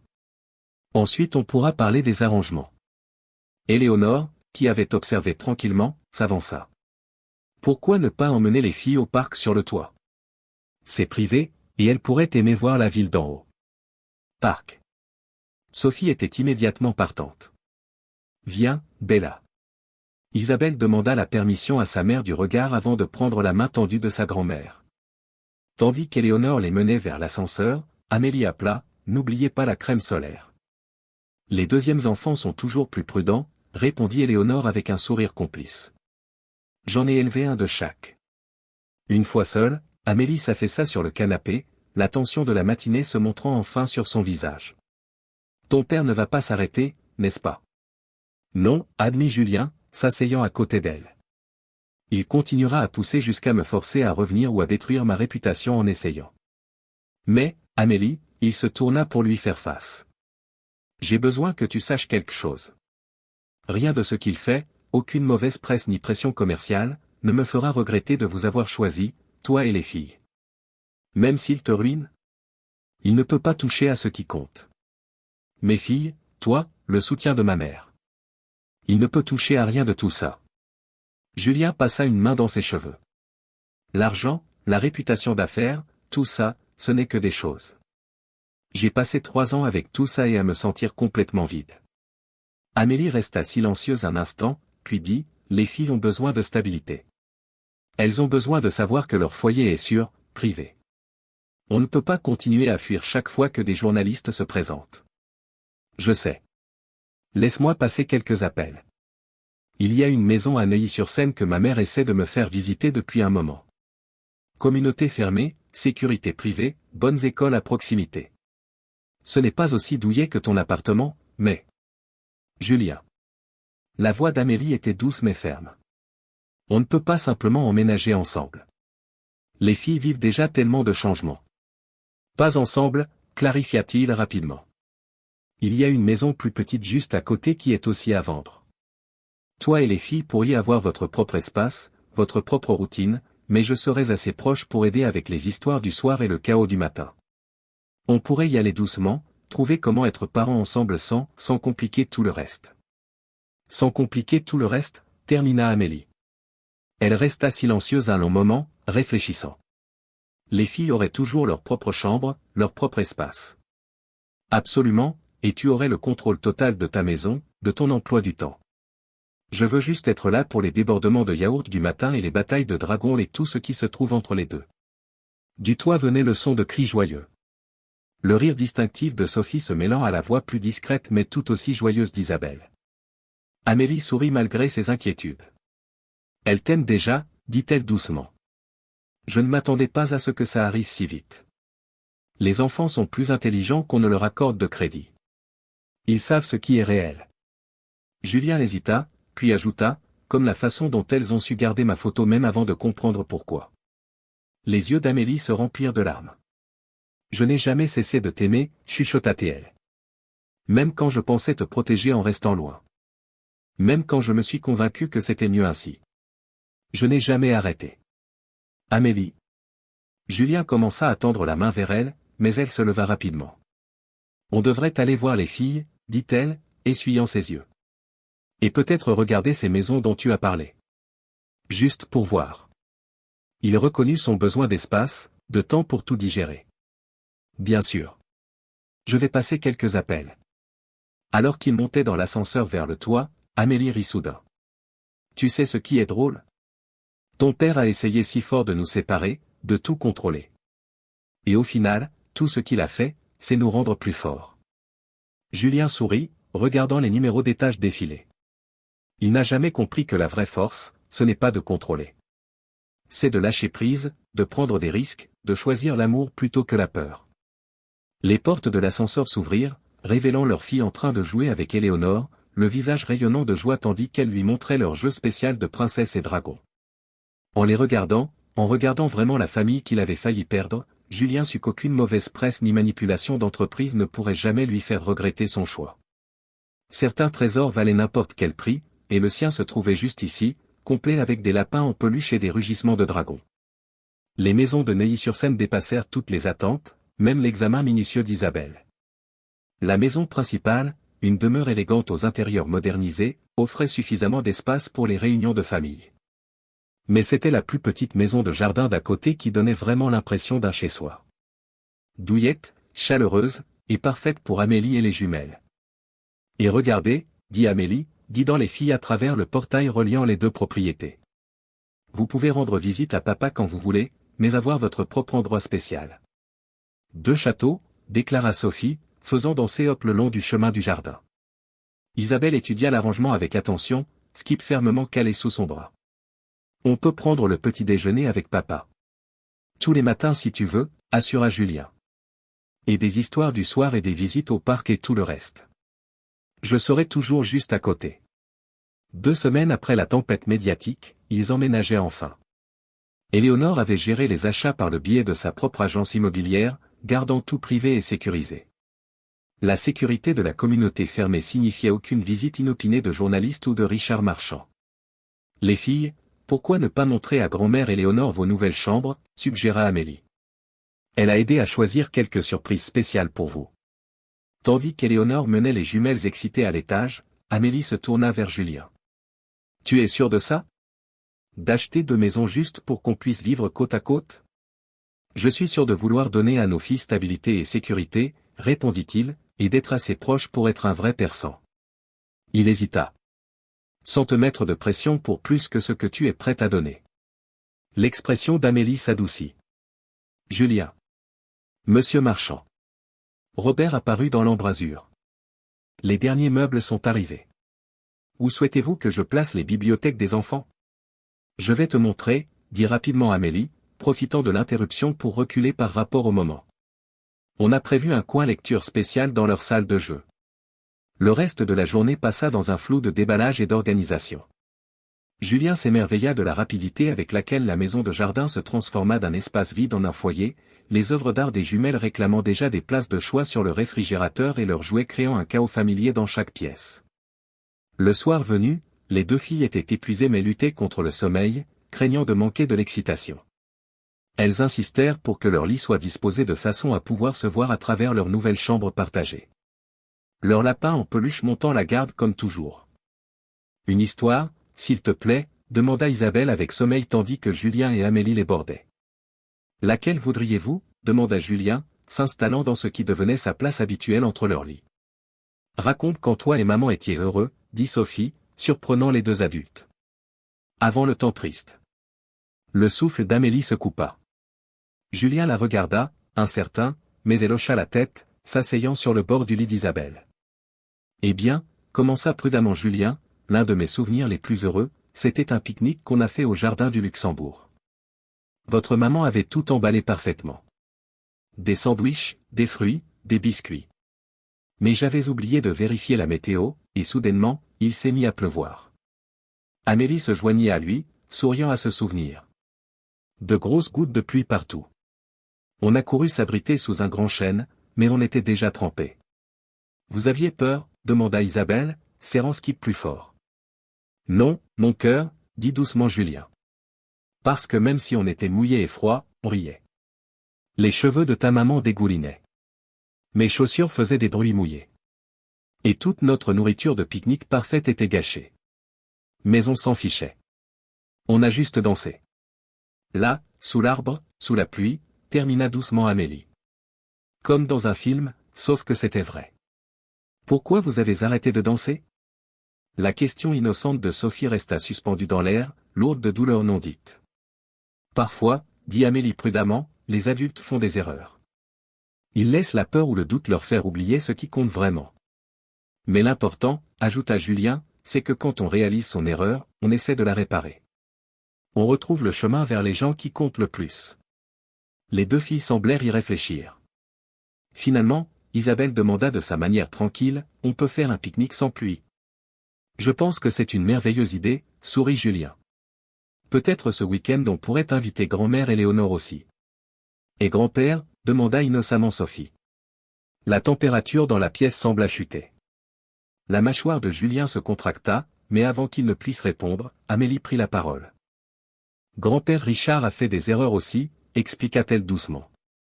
De grosses erreurs qui ont blessé des gens. Donc en ce moment, il a besoin de temps pour réfléchir à ce qu'il a fait, et nous avons besoin de temps pour guérir. Comme quand j'ai cassé la tasse préférée de Bella, demanda Sophie. J'ai dû dire pardon et le pensais vraiment. Exactement comme ça, dit Julien, la voix rauque d'émotion. Mais les grosses erreurs prennent plus de temps à réparer. Il a dit pardon, se demanda Isabelle. Pas encore, mon cœur, répondit Amélie. Mais concentrons-nous sur des choses joyeuses en ce moment. Comme notre plan de pique-nique. Quel genre de sandwich on devrait faire? La conversation se dirigea vers un territoire plus sûr, et bientôt les deux filles s'endormirent, leurs questions sur Richard oubliées au profit des préférences de biscuits et de jeux de pique-nique. Dans le couloir, Julien et Amélie se tenaient dans un silence confortable, écoutant la respiration régulière de leur fille. « Tu as bien géré ça », dit finalement Amélie. « La question sur ton père. »« J'avais une bonne partenaire », répondit-il. « Tu sais toujours comment leur expliquer les choses de la bonne manière. » 2 ans de pratique. Elle sourit, mais teintée de tristesse. « Julien, à propos de ce que Sophie a demandé, pourquoi on a arrêté de danser? » Amélie, tu n'es pas obligée. Si, je le suis. Elle prit une profonde inspiration. Ces dernières semaines, à te regarder avec elle, à voir comment tu es rentré naturellement dans ton rôle de père, j'ai repensé à tout le temps qu'on a perdu, tous les moments que tu aurais dû avoir. Ce n'était pas ta faute, dit-il fermement. Mon père a rendu les choses pires, oui. Mais c'est moi qui ai choisi de fuir. J'ai laissé la peur gagner. Elle leva les yeux vers lui, les yeux brillants de larmes. J'ai oublié comment danser sous la pluie. Julien s'approcha, le cœur battant. On pourrait s'en souvenir, dit-il doucement. Ensemble. Pendant un instant, l'air entre eux crépita de possibilités. Puis, depuis la chambre, vint une petite voix. Maman, Skip a besoin d'eau. Le moment se brisa alors qu'Amélie se tournait vers l'appel d'Isabelle. J'arrive, mon cœur. Elle regarda vers Julien. Je devrais y aller. Il sourit. Je te vois demain matin. Petit déjeuner chez moi. Avec des crêpes au chocolat, vint la voix pleine d'espoir de Sophie depuis la chambre. Ils rirent tous les deux, la tension se dissolvant dans une chaleur familière. Oui, avec des crêpes au chocolat, répondit Julien. Mais seulement si certaines petites princesses dorment vraiment. Des rires étouffés suivirent sa réponse, puis un calme progressif. Amélie effleura son bras légèrement. Merci, chuchota-t-elle, pour tout.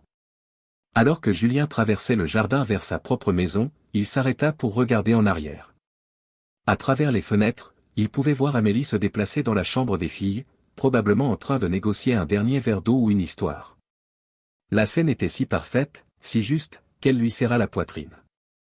Il construisait quelque chose de beau ici, quelque chose de réel et précieux. Et peut-être, juste peut-être, retrouvaient-ils leur chemin vers ce jour pluvieux au parc où l'amour était simple et la peur n'était qu'une autre raison de danser. Au-dessus, des nuages s'amoncelaient dans le ciel nocturne.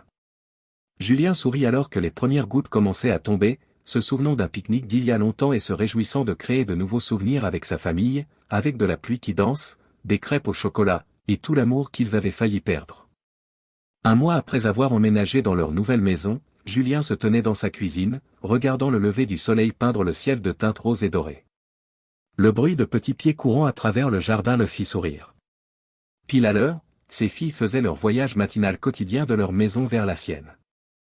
La porte de communication s'ouvrit brusquement, révélant Sophie en pyjama princesse préférée, obserrée dans une main.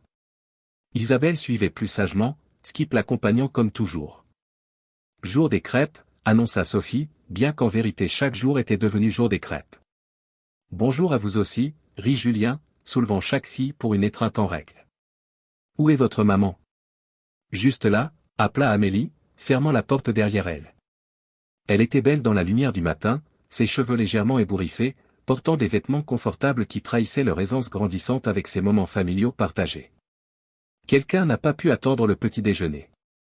Pépite de chocolat, demanda Isabelle avec espoir, montant déjà sur sa chaise spéciale à l'îlot de cuisine. En fait, dit Julien, sortant les ingrédients, je pensais qu'on pourrait essayer quelque chose de nouveau aujourd'hui. Votre grand-mère m'a partagé une recette spéciale. Les crêpes qu'elle me faisait quand j'avais votre âge. Les deux filles considérèrent cette déviation à la routine avec des degrés variables de scepticisme. Sophie, toujours aventureuse, fut immédiatement partante. Isabelle avait besoin de plus de persuasion. Il y a de la cannelle, tenta Julien, et de tout petits morceaux de pommes à l'intérieur. Les yeux d'Isabelle s'illuminèrent. Comme la tarte aux pommes. Exactement comme la tarte aux pommes, confirma-t-il. Mais pour le petit déjeuner. Tandis que Julien commençait à mélanger les ingrédients avec l'aide des deux filles chacune à sa manière, Amélie lança le café et disposa les assiettes avec une efficacité éprouvée. Ils avaient développé un rythme facile au cours du dernier mois, apprenant à coparenter d'une manière qui donnait la priorité au bonheur de leur fille tout en reconstruisant lentement leur propre confiance mutuelle. Raconte-nous une histoire pendant qu'on cuisine, demanda Sophie, debout sur son marchepied pour observer le mélange dans le saladier. Quel genre d'histoire aimeriez-vous, demanda Julien, même s'il connaissait déjà la réponse. Les filles avaient développé une fascination pour l'histoire de leurs parents, sentant peut-être l'importance de comprendre comment leur famille en était arrivée là. Raconte quand tu as su que tu aimais maman, dit Isabelle tranquillement, les surprenant tous les deux par sa perspicacité. Le regard de Julien croisa celui d'Amélie au-dessus de leur fille.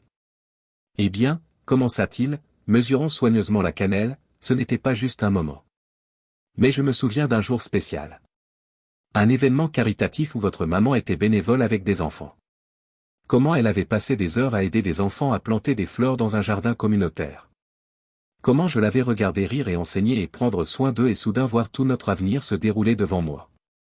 Je le savais, à ce moment-là, dit-il doucement, qu'elle serait la mère la plus incroyable au monde. Et j'avais raison. Amélie s'affaira avec les tasses à café, mais Julien vit briller les larmes dans ses yeux. Et maintenant tu nous as trouvés, déclara joyeusement Sophie, clairement satisfaite de cette fin. Non, ma douce fille, corrigea gentiment Amélie. Il a retrouvé son chemin vers nous. Il y a une différence. La matinée se poursuivit avec son chaos habituel et maîtrisé.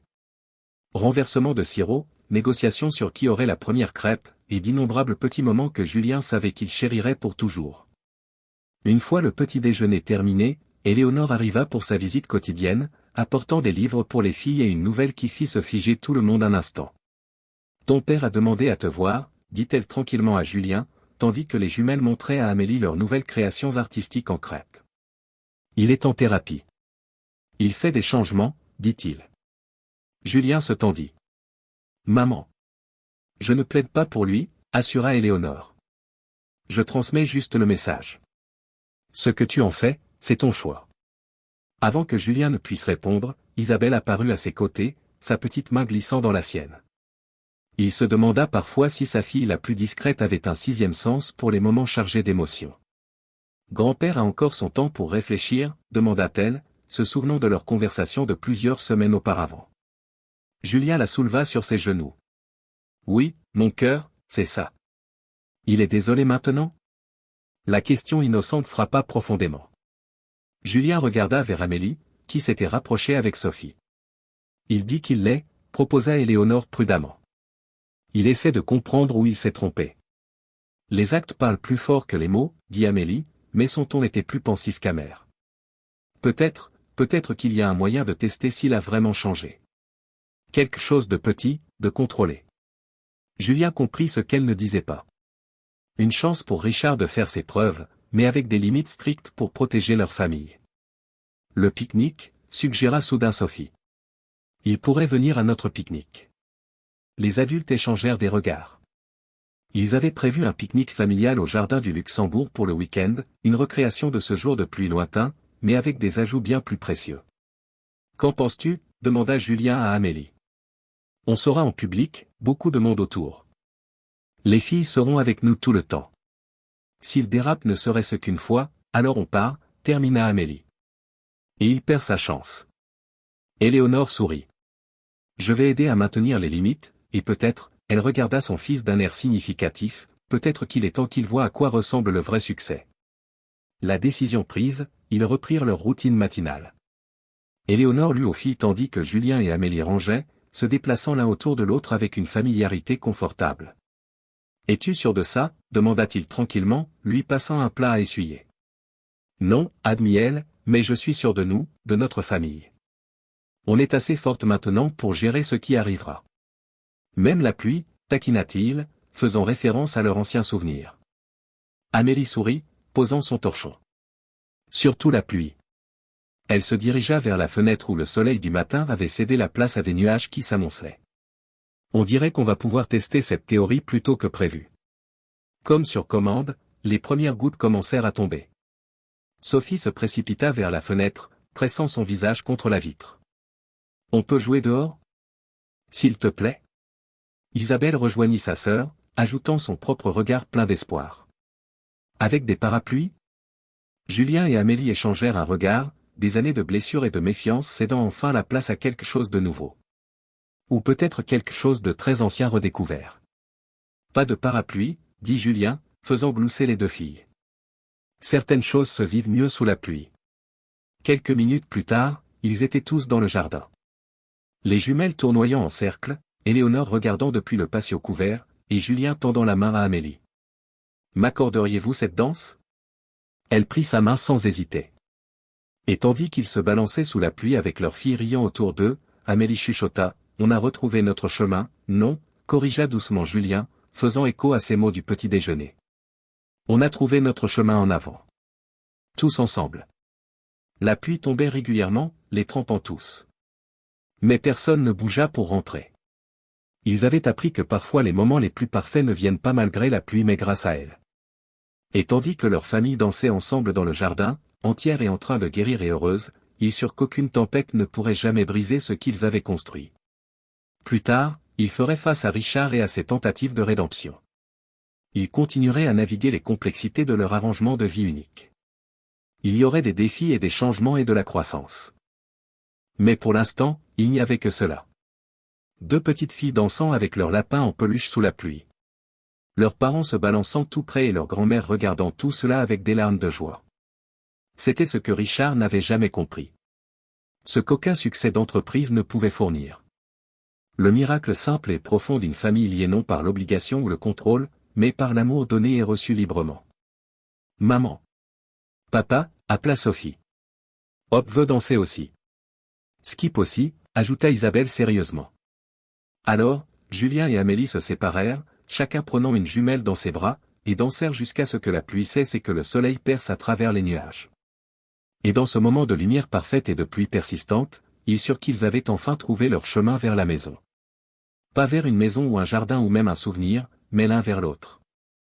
Vers la vérité qui avait patiemment attendu à travers 3 années de séparation. Que l'amour, quand il est réel, peut résister à toute tempête. Parfois, il a juste besoin d'un peu de pluie pour l'aider à grandir. Richard Marchand a détruit 3 ans de la vie de Julien avec ses enfants par ambition et besoin de contrôle. Maintenant qu'il prétend être repentant et chercher la rédemption par la thérapie, pensez-vous qu'il mérite une seconde chance avec sa famille ? Le pardon est-il possible pour un grand-père qui a choisi le pouvoir et l'argent plutôt que le droit de ses petites filles de grandir avec leur père ? Votre participation à la chaîne est très importante. Laissez votre avis en commentaire. Merci de nous avoir suivis. Si vous avez aimé cette histoire, n'oubliez pas de vous abonner à notre chaîne et de laisser un commentaire ci-dessous pour nous dire ce que vous en avez pensé. Vos retours et votre soutien comptent énormément pour nous. Restez à l'écoute pour d'autres histoires passionnantes.